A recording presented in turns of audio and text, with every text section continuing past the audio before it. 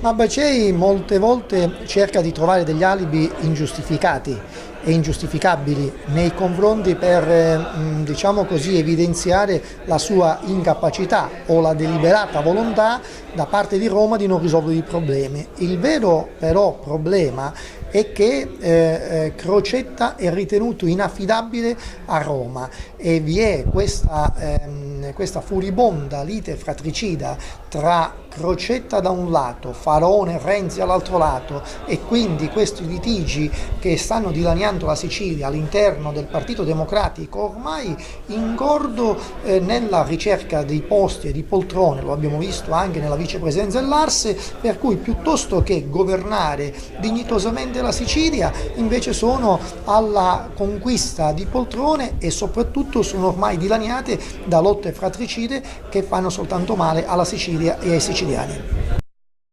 Di vicepresidenza dell'Ars, perché non avete trovato una sintesi? Sono state forti accuse anche di Saverio Romano nel proporre un nome unitario per la vicepresidenza da parte dell'opposizione.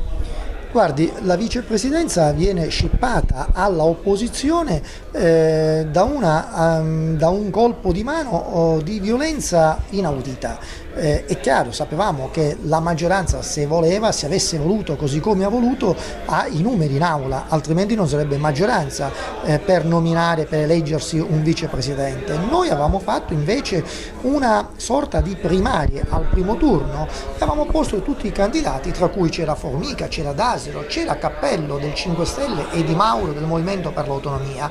Il più votato è stato l'onorevole Formica di Forza Italia e così tutti i gruppi di centrodestra hanno convogliato il proprio consenso e il loro consenso sull'onorevole Formica. Addirittura siamo riusciti anche ad estendere questa compagine anche all'UDC. Purtroppo quindi siamo riusciti a racimolare ben 27 voti, 5 più del cartello.